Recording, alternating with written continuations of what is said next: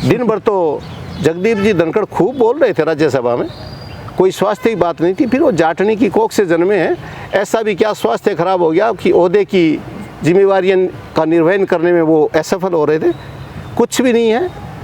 Bharatiya Janata party का काम है ये यूज एंड थ्रो का। जगदीप धनखड़ जैसे विद्वान आदमी को किनारे लगा दिया या किनारे से निकाल के फेंक दिया। आप जो कह रहे जाट मुख्य धारा नहीं है, जाट जहाँ से निकलता है वही धारा होती है मुख्य। वो किसी धारा के अंदर चलना ही नहीं चाहता, तो अकेले अकेले होते हैं, तो जिसको चाहे उसको बना दे। केवल जाट को रोकने का एक प्रयोजन होता है और उसमें प्रत्येक बार वो कामयाब सिर्फ इसलिए हो जाते हैं कि प्रत्येक जाट अपने आप में एक विकसित यूनिट मानता है। जाट दूसरे जाट को भी नहीं मानता, इसलिए जाट अकेला थकेला चलता है। तो क्या लगता है कि सरकार जाटों से डरती है या फिर उनको इस्तेमाल करती है?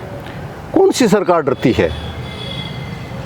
जब भी राजनीति की कोई बात आती है और राजनीति के मुख्य ओहदे की बात आती है, तब सभी दल, चाहे भारतीय जनता पार्टी हो चाहे कांग्रेस पार्टी हो, ये एक परहेज करके चलते हैं कि चाहे ऐरा गहरा नत्थू खेरा कोई बन जाए, हमें इसकी कोई परवाह नहीं। जिसका उदाहरण आपके सामने है, राजस्थान सरकार भी चल रही है।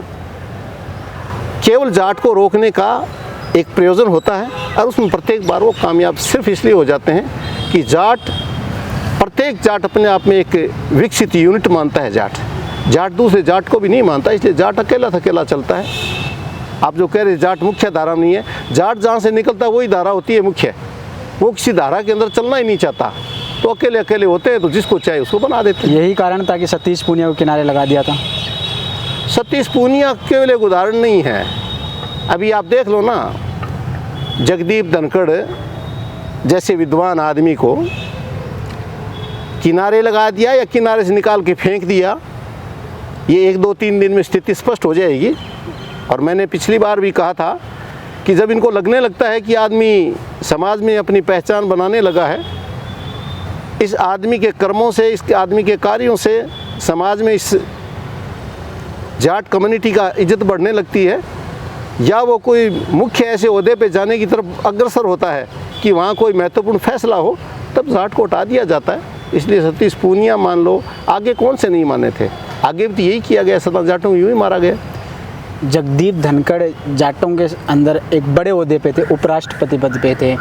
अचानक कोई था ही नहीं कि उनके स्वास्थ्य को लेकर भी नहीं था कि स्वास्थ्य उनका खराब है, उसके बावजूद अचानक से इस्तीफा दे दिया जाता है।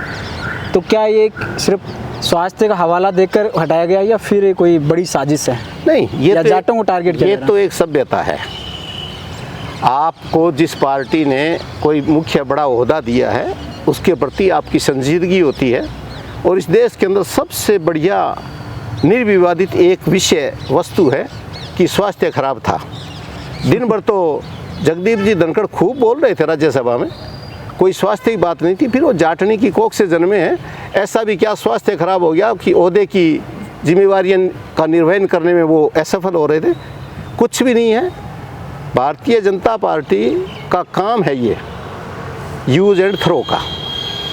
कल सिर्फ एक ही कारण हुआ है, मात्र सिर्फ एक काम है कि विपक्ष के नेता माने लोकसभा में, और चाहे दूसरा अगर नाम लें तो खड़गे जी का नाम लें, उन लोगों ने सिर्फ ये कहा था कि हमें पहलगांव पे और सिंदूर ऑपरेशन के ऊपर खुल के बोलने के लिए हम मोशन लाना चाहते हैं। आप हमें तो केवल मत आज्ञा दें कि हम इसके ऊपर आज पहले ही दिन आपको निवेदन करना चाह रहे हैं कि हमें इसके ऊपर बोलने दिया जाए और इसके ऊपर खुली डिबेट रखी जाए, चर्चा की जाए।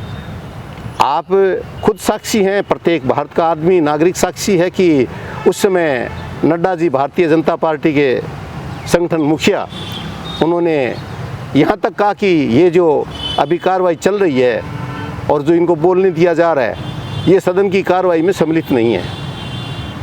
ये तो किसी के भी समझ में आता है। ये तय नड्डा जी करेंगे क्या कि सदन की कार्रवाई में सम्मिलित होगा कि नहीं होगा? बिल्कुल। और जो मुझे महसूस हुआ है, जो आम आदमी इसका जानकार है, इतना बुद्धिजीवी तो मैं नहीं हो सकता कि मैं अंदर की बात को कुछ समझूं, लेकिन एक तय बात है कि उन्होंने पहलगांव के ऊपर सिंदूर ऑपरेशन के ऊपर उन्होंने आज्ञा दे दी कि बिल्कुल है जो खुले में अपना इसके ऊपर वाद विवाद और चर्चा करेंगे। समस्या यहाँ नहीं है। समस्या ये है कि ऑपरेशन सिंदूर के तहत ये कहा गया है कि हमने खुद ने युद्ध विराम किया है।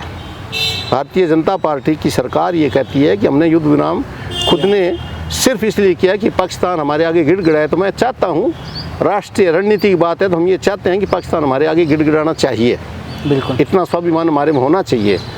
लेकिन जो धनखड़ साहब को जो इस्तीफा दिया गया, उसके पीछे मुख्य कारण ये हो सकता है क्योंकि उन्होंने अपने इस्तीफे में लिखा है कि संविधान के अनुच्छेद 68 के तहत मेरा इस्तीफा तुरंत स्वीकार किया जाए। अगर स्वास्थ्य खराब था तो कल सोमवार था, परसों रविवार को भी तो खराब ही होगा ना स्वास्थ्य। बिल्कुल। तो परसों रविवार को इतना खराब नहीं था कि सोमवार को 4, साढ़े 4, 5 बजे, 5:30 बजे एकदम बिगड़ गया। ऐसा कुछ नहीं है। इन लोगों को ये बात जची नहीं, इन लोगों को ये बात पची नहीं कि आप किस पहलगांव के ऊपर और आप सिंदूर के ऊपर बहस कैसे करवाते हो, क्योंकि उनको ये भय है। बार बार जो ट्रंप का नाम आता है, मैं ट्रंप के विचारधारा पे से और उनके जो आए बार प्रवचन सुनता हूँ, उनका ऐसा ही अस्तित्व है जैसे एक आम आदमी का भी अस्तित्व होता है। वो दिन में 3 बार अपना वक्तव्य बदलते हैं, 3 बार अपनी रणनीति बदलते हैं। कभी टैरिफ पॉलिसी का भय दिखाते हैं, कभी कहते हैं मैंने ये किया। वो एक बिना काम के से चौधरी बने हुए हैं, बहुत बड़े ओहदे पे हैं। ट्रंप के ऊपर उंगली उठाई नहीं उठाई बात एक अलग है, लेकिन ट्रंप बार बार ये कहते हैं कि हमें पता है कि मेरे पास में ऐसे फोटोग्राफ्स हैं कि भारतीय सेना के विमान गिरते हुए दिख रहे हैं। तो इनको तकलीफ़ ये हो गई कि ट्रंप भारत से राज़ी नहीं है। ट्रंप ने पाकिस्तान को खुला समर्थन किया है। ट्रंप इजराइल के इस वार के अंदर ट्रंप का जो रोल था वो सबके समझ में आ गया। ट्रंप चारों तरफ से पाकिस्तान के बीच मुनीर को बुला के और अलग से ओहदा देने की बातें करते हैं। तो मेरा जहाँ तक ख्याल है, उपराष्ट्रपति महोदय को से इस्तीफा इसलिए लिया गया है कि उनके ये बात बेईमानी हो गई कि ये बात अगर खुली संसद के अंदर आ गई तो उन्होंने जो कुछ भी अभी सिंदूर के नाम से कमाया है या दबाया है वो लोगों के सामने आ जाए।